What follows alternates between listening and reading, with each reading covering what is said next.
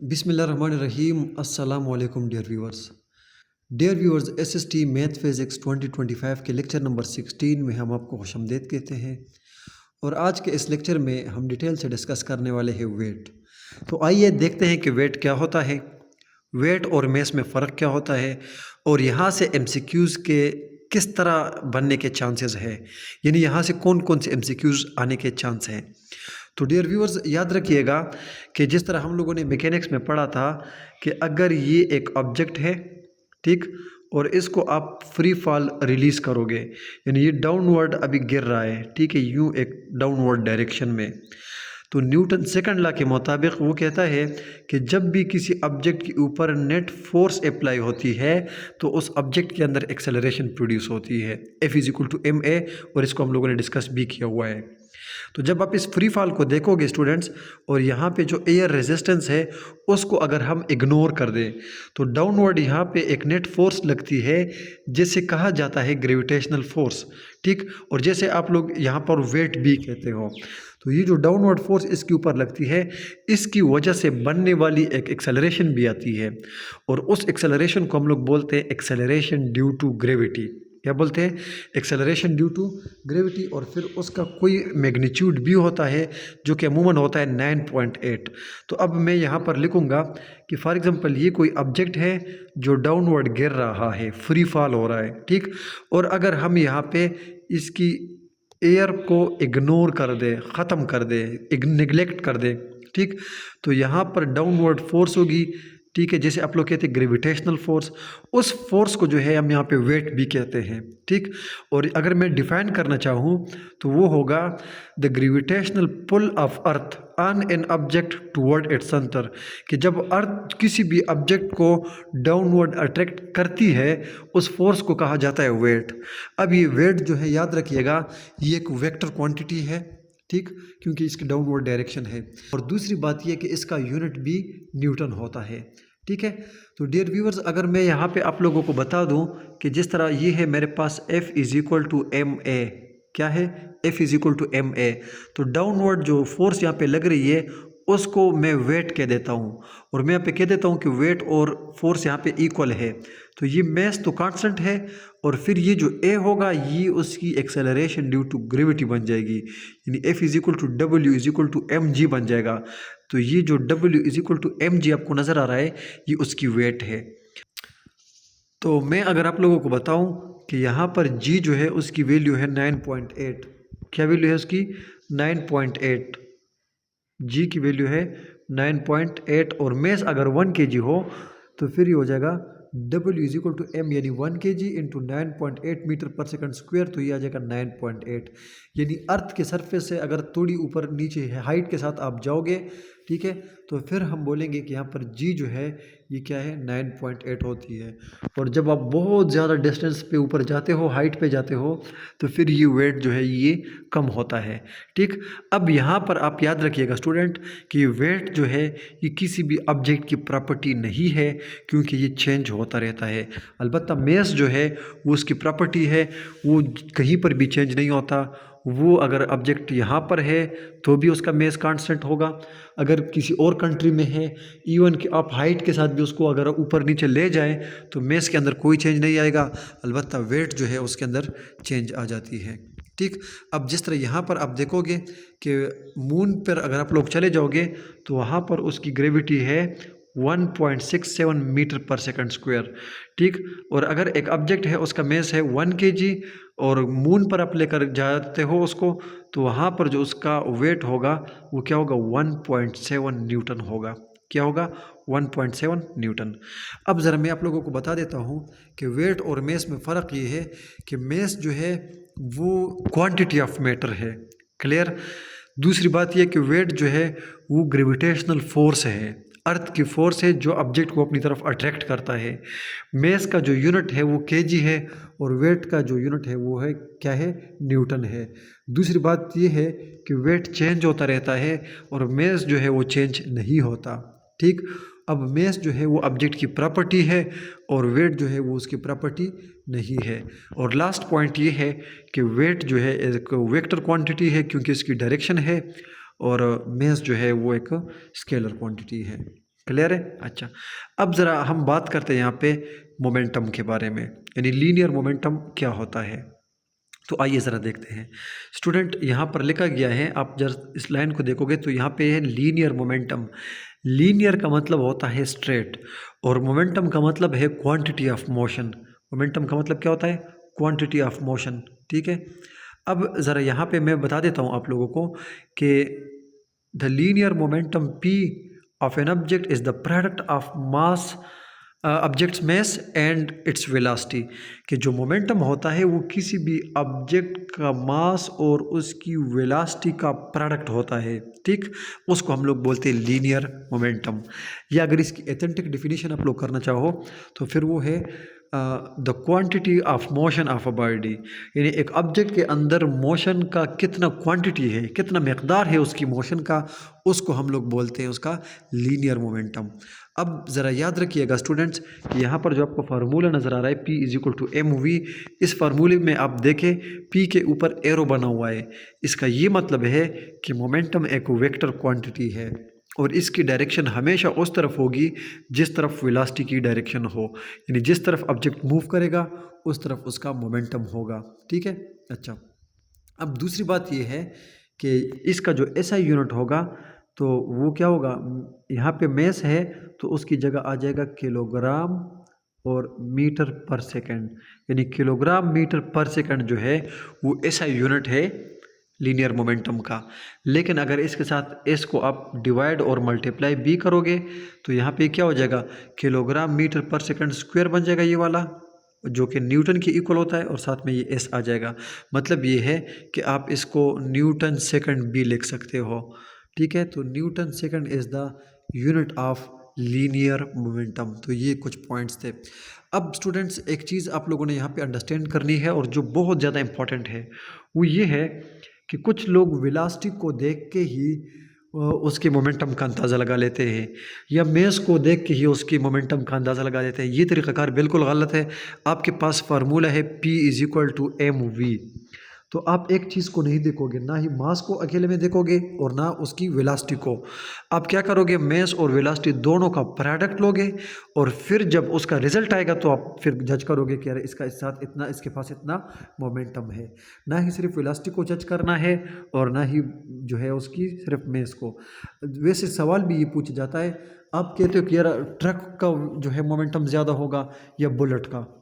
अब यहाँ पे लोग बोलेंगे ट्रक का ज़्यादा होगा, क्यों? क्योंकि उसका मास ज़्यादा है।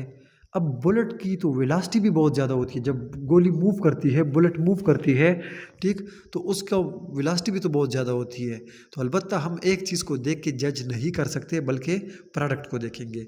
अब यहाँ पर आप लोग देखोगे तो यहाँ पर क्या कहता है, कहता है momentum measure the quantity of motion of a body.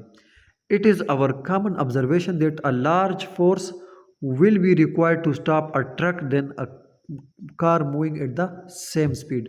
जाहिर बात है, आपको कहता है कि यार बहुत ज़्यादा फोर्स चाहिए होगी कि अगर एक ट्रक और एक कार जो है वो सेम स्पीड में जाएगी। मतलब एक कार है और एक बड़ा सा ट्रक है, दोनों सेम स्पीड में मूव कर रहे हैं, तो कहते हैं कि ट्रक को रोकने के लिए बहुत ज़्यादा फोर्स चाहिए होगी। और यहाँ पर लिखा गया because the truck has a large mass than car, कि कार से उसका ट्रक का जो मेस है वो ज़्यादा है।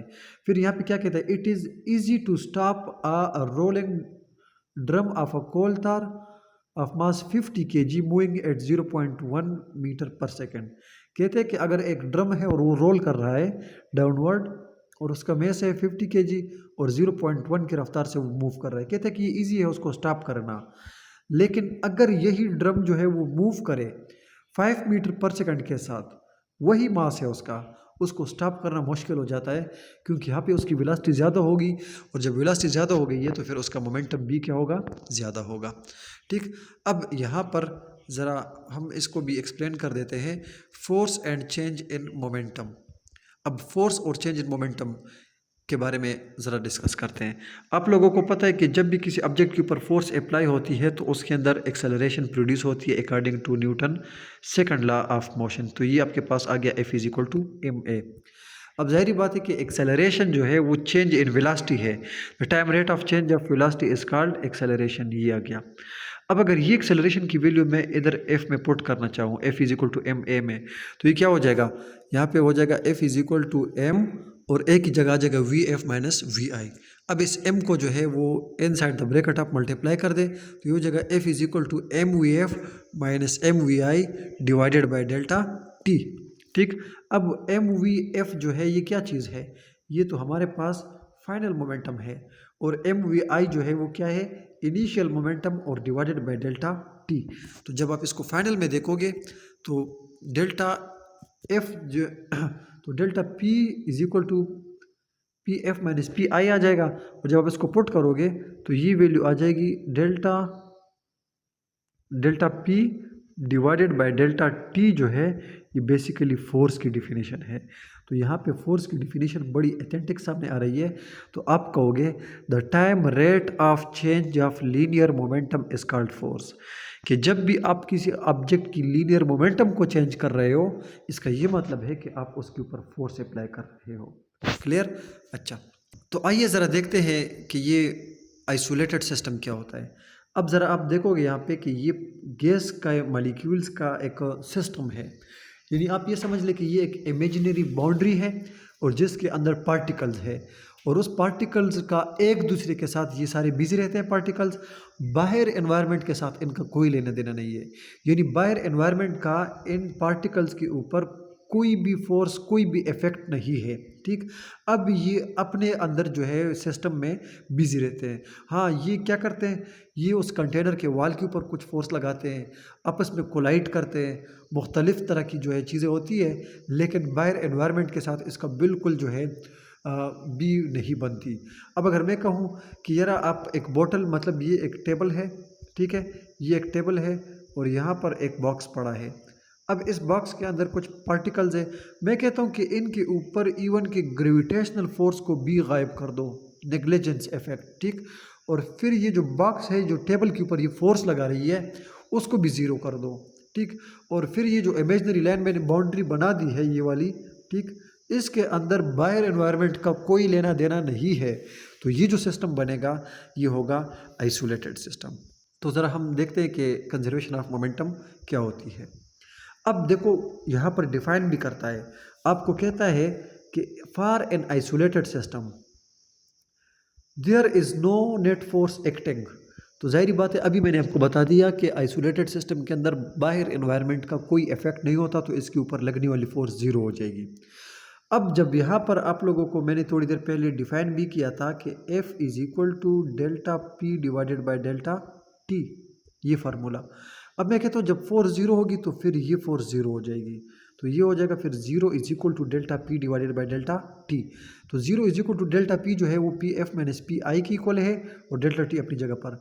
तो ठीक है, जब आप इसको ज़ीरो पुट करोगे और टी को उसके साथ मल्टीप्लाई करोगे, इसका ये मतलब है कि इनिशियल मोमेंटम और फाइनल मोमेंटम जो है वो कंजर्व रहेंगे, वो इक्वल रहेंगे।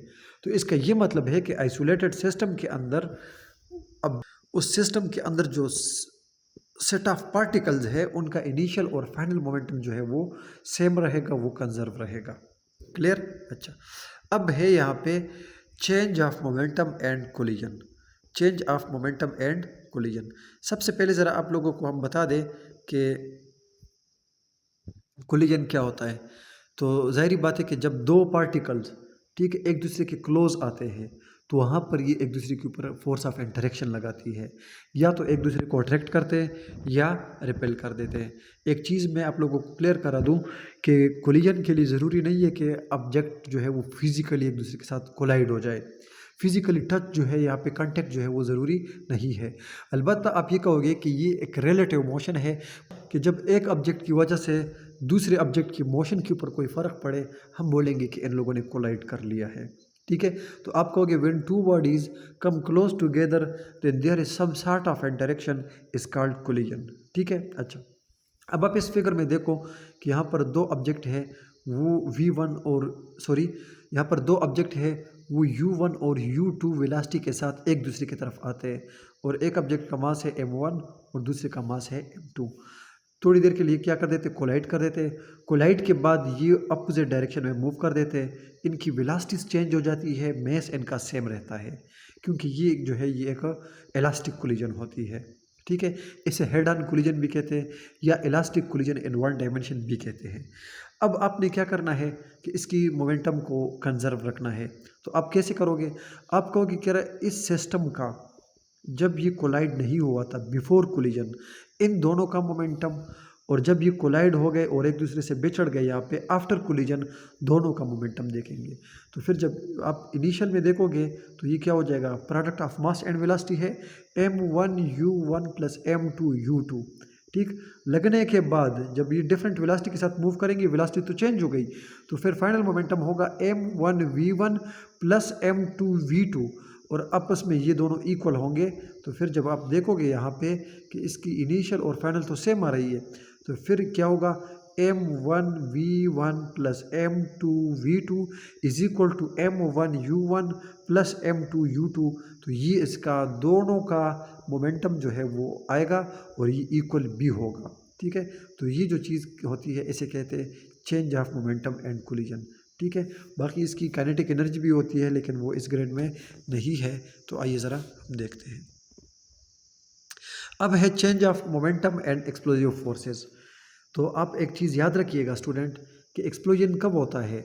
एक्सप्लोजन ऐसा होता है कि जब एक बहुत बड़ा ऑब्जेक्ट जो है वो डिफरेंट मैसेज में जो है वो छोटे छोटे मैसेज में कन्वर्ट हो जाता है। ठीक है, जिस तरह कोलिजन में क्या होता है कि ऑब्जेक्ट जो है वो एक दूसरे के क्लोज आते हैं, और यहाँ पे एक्सप्लोजन में या एक्सप्लोजिव फोर्सेस में ऐसा होता है कि ऑब्जेक्ट जो है वो मतलब ब्लास्ट होने के बाद उनकी पार्टिकल एक दूसरे से दूर जाती है एक फोर्स समेत।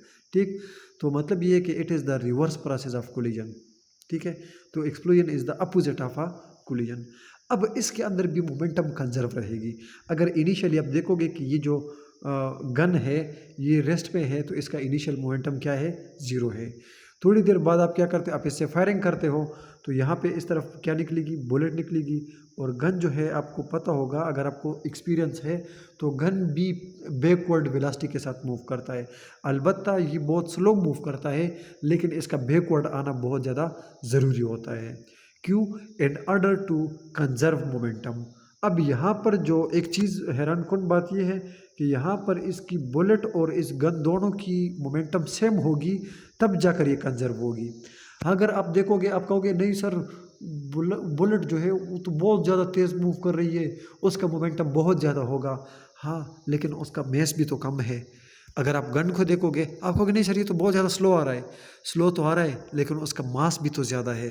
और मैंने आपको थोड़ी देर पहले क्या बताया, मैंने कहा कि आप एक चीज़ को देख के जज नहीं करोगे, आप मास और वेलोसिटी दोनों का प्रोडक्ट देखोगे। अगर आप बुलेट के केस में देखोगे तो वेलोसिटी बहुत ज़्यादा है, लेकिन अगर आप गन के केस में देखोगे तो उसका मास बहुत ज़्यादा है। ठीक, तो इन दोनों चीज़ों का प्रोडक्ट होगा। अब आप क्या करोगे, दोनों का अपोजिट डायरेक्शन है, तो मास ऑफ बुलेट ठीक है plus mass of bullet, velocity of bullet plus mass of gun और वेलोसिटी ऑफ गन, दोनों को जब आप मतलब जमा करोगे तो ये ज़ीरो आना चाहिए। इसी वजह से इसका मोमेंटम जो है वो कंजर्व रहेगा। Rocket propulsion and thrust. तो डियर व्यूवर्स, यहाँ पर आप लोग फिगर में देख सकते हो कि रॉकेट जो है वो मूव करता है ऊपर। ठीक है, ये इसकी पिक्चर आपको नज़र आ रही है। अब ये किस प्रोसेस यानी किस फेनामेना के तहत ये ऊपर जाता है। तो डियर व्यूवर्स याद रखिएगा कि इसके अंदर होती है गैस। तो जब ये रॉकेट ऊपर जाता है तो ये गैस को रिलीज़ करता है बैकवर्ड डायरेक्शन में। अब ये रॉकेट ने इस गैस के ऊपर किया एक्शन। अब ये रॉकेट के ऊपर ये गैसेस जो है ये क्या करेंगे, रिएक्शन, और जिसकी वजह से रॉकेट ऊपर जाएगा। यानी अगर मैं आप लोगों को बना के दूं तो ये फॉर एग्जांपल आप ये एक रॉकेट को समझ लें। ठीक है, ये रॉकेट है और ये उससे बैकवर्ड जो है वो गैसेस निकल रही है। ठीक है, अब ये रॉकेट जो है ये इन गैसेस के ऊपर एक्शन करता है, लिहाजा ये गैसेस इस रॉकेट के ऊपर रिएक्शन करेंगे और जिसकी वजह से ये रॉकेट जो है ये ऊपर जाता है। ठीक है, तो यहाँ पर एक अपवर्ड फोर्स इनके ऊपर लगती है और फिर जाके ये ऊपर मूव करता है। ऊपर तो हम इसके ऊपर नेट फोर्स लगा भी नहीं सकते। ठीक है, तो फिर इसको एक्सेलरेट करने का तरीक़ाकार ये होगा कि हम इस रॉकेट के मेस को कम करेंगे। और अब इसका मेस कम कैसे होगा, एक तो ये कि इसके अंदर फ्यूल जो है वो कम होता है। जैसे जैसे फ्यूल जो है वो जलता है, कम होता है, तो इसका मेस कम होता है। और ज़ाहिर बात है न्यूटन सेकंड लॉ के मुताबिक जब मेस कम होता है तो उसकी एक्सेलरेशन इंक्रीज़ होती है। ठीक है। दूसरी बात ये है कि ये जो आपने रैकेट बनाया हुआ है इसके डिफरेंट पार्ट्स होते हैं और जो टाइम टू टाइम जो है वो मतलब इससे सेपरेट होते हैं और कुछ हिस्से पीछे रहते हैं और जो हमारा मिशन होता है, जो तरीक़ाकार होता है, उसके साथ वो हिस्सा आगे की तरफ मूव करता है और अपने जो है वो डेस्टिनेशन तक, वो सैटेलाइट जो है वेदर के लिए या जिस पर्पज़ के लिए हम यूज़ करते हैं वो उधर तक पहुंच जाता है। तो डियर व्यूअर्स, ये था हमारा आज का लेक्चर जिसमें हम लोगों ने वेट के बारे में पढ़ा, जिसके अंदर हम लोगों ने लीनियर मोमेंटम के बारे में पढ़ा, कोलिजन के बारे में पढ़ा। तो इंशाल्लाह फिर हम आएंगे एक नए लेक्चर के साथ। तो ये आज के लिए काफ़ी है और उसी में हम लोग इंशाल्लाह डिस्कस करेंगे फ्रैक्शन के बारे में। तो थैंक यू सो मच। अल्लाह हाफ़िज़।